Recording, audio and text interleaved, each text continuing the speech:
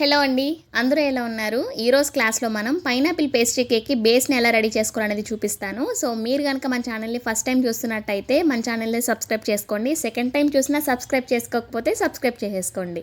ఇంకా సబ్స్క్రైబ్ చేసుకుంటే ఏంటంటే మన ఛానల్లో ఖచ్చితంగా మీకు యూజ్ అయ్యే వీడియోసే ఉంటాయన్నమాట. సో ఇంకా మీకు ఏమైనా డౌట్స్ కనుక ఉన్నట్టయితే నాకు కామెంట్ సెక్షన్లో చెప్పండి.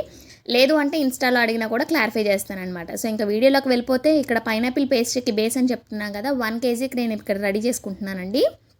నేను ఇంతకు ముందు వీడియోస్లోని 4x చూపించాను కదా. సో మన 1 kgకి 3x కూడా సరిపోతుంది అనమాట. ఎగ్జాక్ట్గా 1 kg రెసిపీ అనమాట. అంటే 1 kg పేస్ట్రీ కేక్ అనేది రెడీ అవుతుంది అనమాట. అంటే ఎక్కువ అవ్వదు, తక్కువ అవ్వదు అనమాట. సో దీనికోసం నేనైతే 3xని తీసుకున్నాను. సో ఎగ్స్ అయితే మాత్రం ఖచ్చితంగా రూమ్ టెంపరేచర్లోనే ఉండాలి, ఫ్రిడ్జ్లో మాత్రం అస్సలు ఉండకూడదు. సో బేకింగ్ ఎవరైనా కొత్తగా స్టార్ట్ చేస్తున్నట్టయితే ఇవన్నీ కూడాను మనము గుర్తుంచుకోవాలన్నమాట. పాలే కదా, కొంచెం చల్లగానే ఉన్నాయి కదా, పర్వాలేదని అయితే వెయ్యొద్దు. సో ఆ కూలింగ్ అనేది ఇప్పుడు మనం బీట్ చేసే, అంటే కూలింగ్ ఎందుకు యూజ్ చేయొద్దు అంటారంటే, మనం బేక్ చేస్తాం కదా. సో బేక్ చేసిన హీట్కి కూలింగ్ ఐటమ్ ఏదైనా వేసినట్టయితే అది బేక్ అవ్వడానికి ఇంకొంచెం ఎక్స్ట్రా టైం పట్టేస్తుంది అనమాట. సో అందుకోసమే మనం కూలింగ్ ఏవి యూజ్ చేయొద్దని చెప్తారు. సో ఇక్కడ మీరు చూసినట్టయితే 3x తీసుకున్నాను కదా, ఈ ఎగ్స్ని మాత్రం బాగా ఫోమీగా అయ్యేటంత వరకు బీట్ చేసుకోవాలన్నమాట. సో మీలో చాలామంది ఎగ్ స్మెల్ వస్తుందని కూడా చాలామంది అడుగుతున్నారు కదా. నేను ఇంతకుముందు వీడియోస్లో కూడా చెప్పాను, పైనాపిల్ ఎసెన్స్ మాత్రం ఖచ్చితంగా వేసుకోండి ఎగ్ స్మెల్ వస్తే కనుక. సో నాకైతే మాత్రం మ్యాక్సిమం రాదండి, ఎందుకో తెలీదు, మీకే వస్తుందని చాలామంది నాకు కామెంట్ సెక్షన్లో చెప్తున్నారు.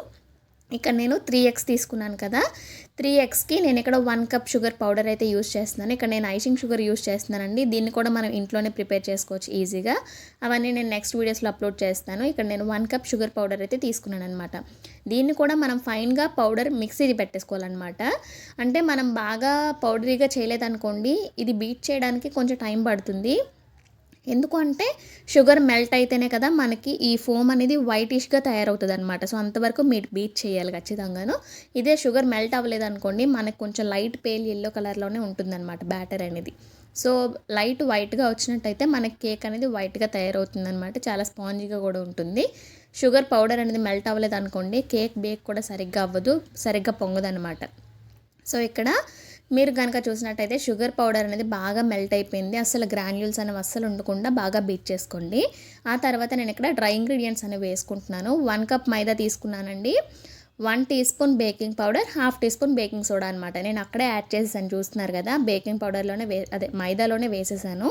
ఇంకా తర్వాత డైరెక్ట్గా జల్లెడ పెట్టేసి ఇంకా జల్లించేస్తున్నాను అనమాట. అంటే ఇంకో గిన్నె ఎందుకు చేయడం అని చెప్పి ఇలా చేసేస్తున్నాను అనమాట. ఇది నాకు ఆర్డర్ వచ్చిన కేక్ అండి, సో అందుకని చెప్పి ఇంకా త్వరగా చేసేస్తున్నాను అనమాట. సో ఇక్కడ మీరు జల్లించుకోమని చెప్తున్నాను కదా, సో వీటిని కూడా 2 షిఫ్ట్స్లో నేను జల్లించుకుంటాను అనమాట. కొంచెం పౌడర్ జల్లించేసి ఆపేస్తాను, ఇంకా జల్లించకుండా. ఆ బ్యాటర్ని మిక్స్ చేసిన తర్వాత మిగతా కొంచెం పౌడర్ అనేది జల్లిస్తాను అనమాట. లేదు అంటే ఒకేసారి జల్లించేసుకోవచ్చు మీరు కనుక ఎలక్ట్రిక్ బీటర్తో బీట్ చేసుకుంటున్నట్టయితే. అదే స్పాచులాతో కానీ విస్కర్తో కానీ కలుపుతున్నారనుకోండి, ఖచ్చితంగా 3 బ్యాచెస్లో బీట్ చేసుకోండి, అంటే కలుపుకోండి. అప్పుడు మనకి ఈవెన్గా కలుస్తుంది అనమాట. లేదు అంటే మాత్రం మనకి ఉండలుగా కట్టేస్తుందండి. సో ఇక్కడ మీరు చూసినట్టయితే నేను ఇంతకుముందు వెనీలా పేస్ట్రీకి చెప్పిన రెసిపీ అని అనమాట. కాకపోతే ఒక ఎగ్ తగ్గించేసాను.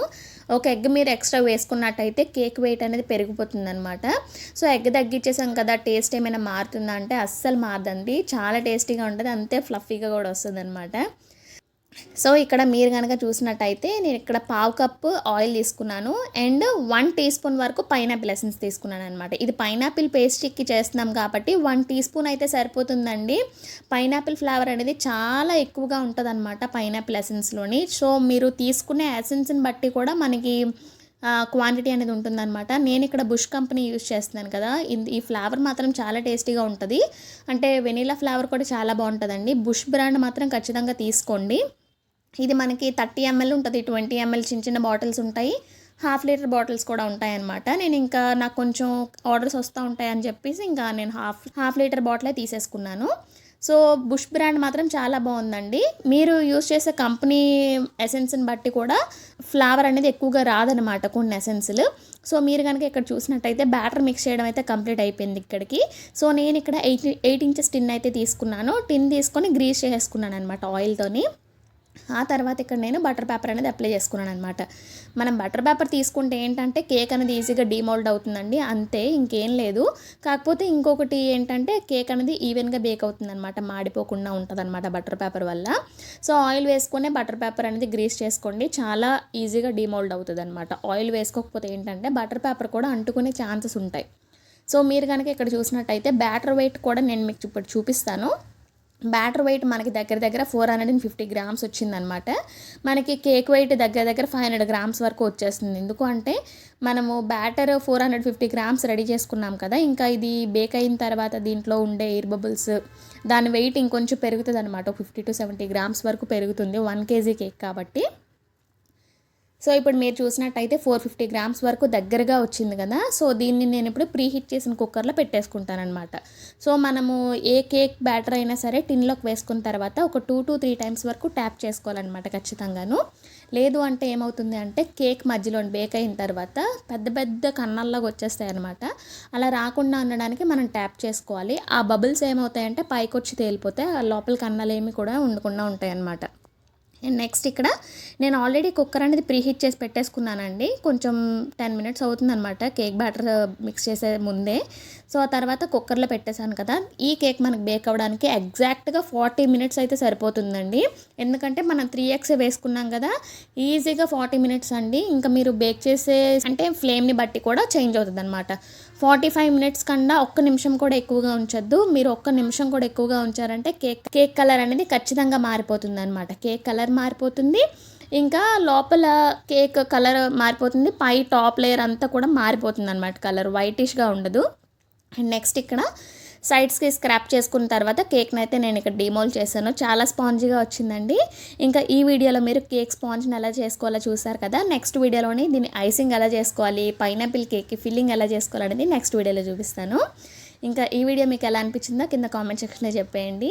సో ఇది ఖచ్చితంగా మీరు ట్రై చేయండి. ఓన్లీ పేస్ట్రీ కేకే కాదండి, జస్ట్ నార్మల్గా పైనాపిల్ టీ టైం కేక్లా కూడా తినచ్చు అనమాట.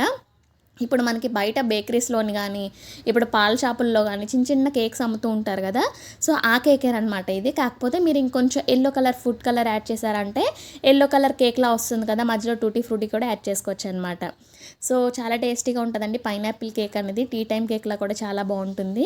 సో మీ పిల్లలకి ఒకసారి చేసి ఇవ్వండి, టేస్ట్ మాత్రం చాలా ఎక్సలెంట్గా ఉంటుంది. నాకైతే ఫేవరెట్ అనమాట pineapple tea time cake. So ఈ వీడియోలో ఇది చూసారు కదా. నెక్స్ట్ వీడియోలో అంతా కూడా ఐసింగ్ ఎలా చేసుకోవాలి, ఫిల్లింగ్ ఎలా చేసుకోవాలి, న్యూట్రల్ జెల్తో సింపుల్ టెక్నిక్స్ అన్నీ కూడా నెక్స్ట్ వీడియోలో చూపిస్తాను. సో ఇదండి ఈరోజు వీడియో. మళ్ళీ నెక్స్ట్ వీడియోలో కలుద్దాం. Bye bye.